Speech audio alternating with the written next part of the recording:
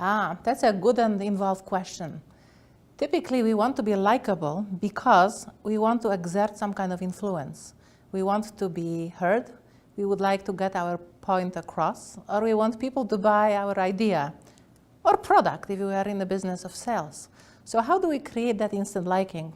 Well, there is one truth about humankind, that people like people who are like them.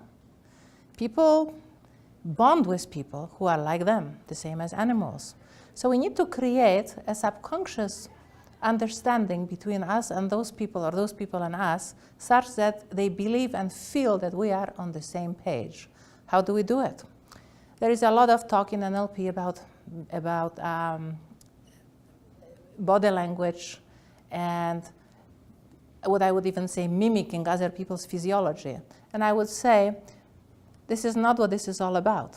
The idea here is to create a subconscious agreement to participate with us, and subconscious agreement that we are talking about the same thing. So when we speak of difficult people are typically people who are resistant to us on some level, so we find them difficult. We need to create an agreement at a level of them recognizing that we agree with them regardless of whether we agree or we disagree on the subject. So what I call a silver platter formula is an extremely powerful method. It's actually one of the techniques that in NLP that we teach. This is a form of communication whereby we give to a person exactly that which they fed us with one additional piece of solution.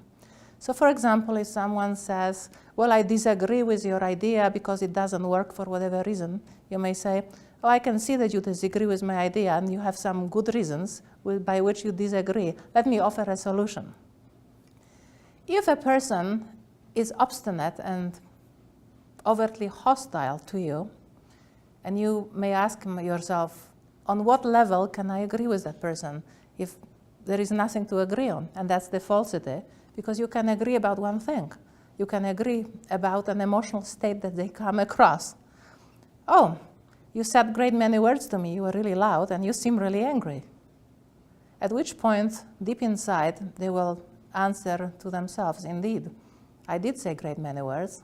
Indeed, I may come across as angry, and indeed, I use certain terminology.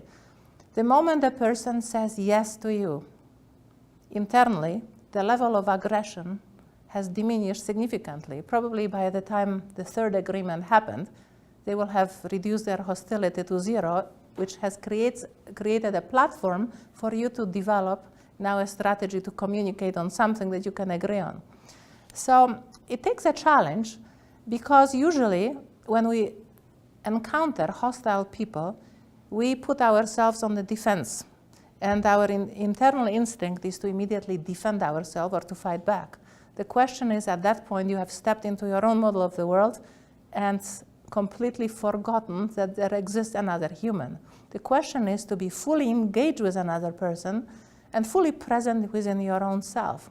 So indeed, I know what my reality is, I know how I'm feeling, I know what I believe and what is the truth, what the facts are, and yet I'm acknowledging you at some fundamental level that you exist, and you also have a point of view, and you did say certain things in a certain manner. When that happens, miracles happen, because people suddenly have punctured a big balloon and have found a platform upon which to communicate. Another way is to ask questions. You see, when you ask another person a question about themselves, people love to talk about themselves. When they answer those questions, they feel that you are paying attention to them, that they are important, that they matter.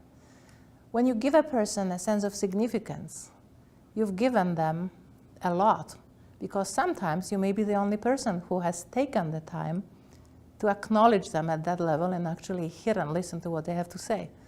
And typically people that are in a dating scenarios and talking to themselves how difficult it is, that perhaps wondering that they may be ill at ease communicating with opposite sex, I usually tell them, when you know how to ask questions and you ask them some questions about themselves, you already solve the problem, because people will tell you everything and then they will give you plenty of material to actually ask about.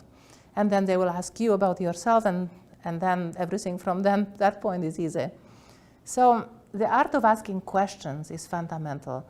Give person a sense of significance, acknowledge them on some level, and always own your reality. Never point your finger saying you, because the moment you point your finger at someone, you give them only one choice: to defend themselves and to fight back. When you own your reality, you are talking about yourself. There is nothing to resist, but only something to accept or not. But that's a different conversation.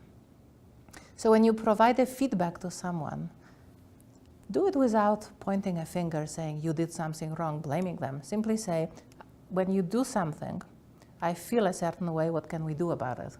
At that point, you brought them to your garden, and now you are creating a collaborative scenario in which you can actually come up with solutions together. You are on the same team. Problem solved.